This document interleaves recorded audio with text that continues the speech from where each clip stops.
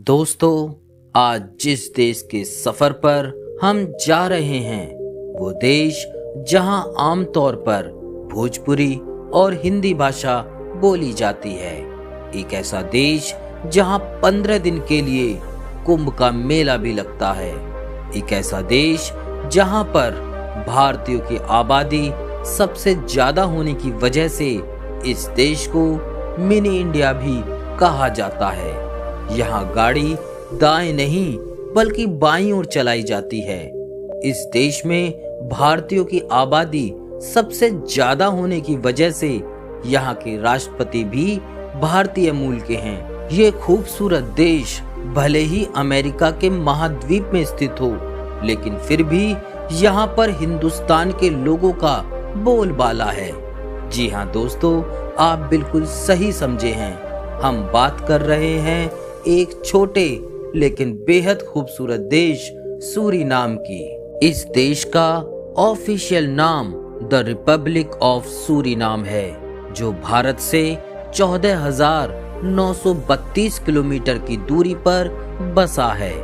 ये देश दक्षिण अमेरिका महाद्वीप के उत्तर में मौजूद है, जो साउथ में ब्राजील और ईस्ट में अंध महासागर से अपनी सीमाओं को साझा करता है। अगर इस देश की भौगोलिक स्थिति की बात करें तो 1,63,821 वर्ग किलोमीटर के क्षेत्रफल में फैले इस देश की जनसंख्या 6,23,000 के आसपास है।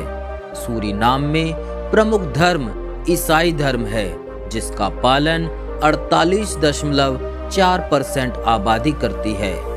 बाकी आबादी मुख्य रूप से हिंदू है, जिसका पालन 22% आबादी करती है। इस आबादी में अधिकतर लोग यूपी और बिहार के हैं, इसलिए यहाँ पर भोजपुरी भाषा का भी प्रचलन काफी ज्यादा है। वहीं मुस्लिम आबादी 13.9% है। अगर भाषा की बात की जाए तो सूरीनाम की मुख्य भाषा डच है, जो इस देश की राष्ट्रीय भाषा भी है।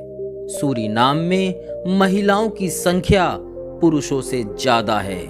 साल 2012 की जनगणना के अनुसार सूरीनाम में महिलाओं की संख्या 2,71,000 है, जबकि पुरुषों की संख्या 2,70,629 थी। सूरीनाम की अगर साक्षरता दर की बात की जाए तो ये 98.9% है। सूरीनाम की आधिकारिक मुद्रा सूरीनाम डॉलर है, जो भारतीय रुपये के हिसाब से एक सूरीनाम डॉलर की कीमत ₹2.76 है। अब आप लोग सोच रहे होंगे कि यहाँ पर भोजपुरी आखिर बोली क्यों जाती है और इतने सारे भारतीय लोग यहाँ पर कैसे बस गए हैं। तो कहानी कुछ इस तरह है कि सन 1873 में नीदरलैंड की सरकार ने कॉन्ट्रैक्ट मजदूरों की नियुक्ति के लिए ब्रिटेन के साथ समझौता किया था, जिसके अनुसार ब्रिटिश सरकार उत्तर प्रदेश और बिहार के लोगों को मजदूरों के रूप में सूरीनाम ले गई थी। लेकिन अजीब बात तो ये थी कि भारतीय लोग यहाँ जाना नहीं चाहते थे, लेकिन ब्रिटिश सरकार ने उन्हें यह कहकर सूरीनाम भेज दिया कि यहाँ पर भगवान श्री राम जी की पवित्र भूमि है, जिसकी वजह से सभी मजदूर सूरीनाम जाने के लिए तैयार हो गए। इसी के साथ वहां पर जाते ही डच सरकार ने भारतीय मजदूरों को वहीं की नागरिकता दे दी। दोस्तों, भारतीय लोग भले ही अपने देश से दूर आ गए थे, लेकिन उन्होंने अपनी सभ्यता और संस्कृति को बिल्कुल भी नहीं छोड़ा। यही कारण है कि सूरीनाम में आज भी भारतीय संस्कृति और सभ्यता काफी ज्यादा प्रचलित है। दोस्तों, इस देश को साल 1975 में नीदरलैंड से आजादी मिली थी। सूरीनाम की राजधानी पारामारिबो है और इस देश को कुल 10 जिलों में विभाजित किया गया है, लेकिन फिर भी पूरे देश में केवल एक ही सिनेमा घर मौजूद है। सूरीनाम की प्रमुख नदियां अटलांटिक में ईस्ट की ओर बहती हैं। इसमें क्वारंटाइन शामिल है, जो कि गुयाना के साथ बॉर्डर का हिस्सा बनाती है। इसी के साथ दोस्तों, इस देश में सूरीनाम की एक नदी भी मौजूद है, जिसका नाम बदलकर यहाँ रहने वाले भारतीय लोगों ने श्री राम कर दिया है।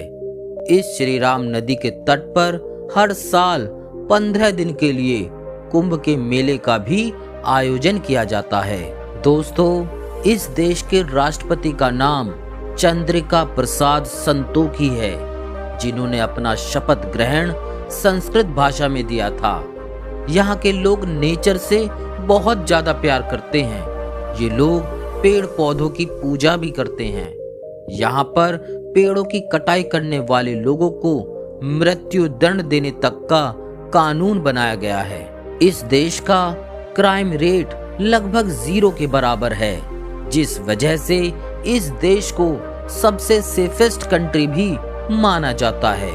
तो दोस्तों, ये था उत्तर अमेरिका में बसा हुआ एक छोटा सा देश सूरीनाम, जिसने आज भी भारतीय सभ्यता और संस्कृति को जिंदा रखा है। उम्मीद है आपको आज की वीडियो पसंद आई होगी। अगर आप इस वीडियो पर अपनी कोई राय देना चाहते हैं तो आप हमें कमेंट बॉक्स में भी लिखकर बता सकते हैं। दोस्तों, अगर आप किसी देश की जानकारी चाहते हैं तो वो भी आप हमें बता सकते हैं। धन्यवाद।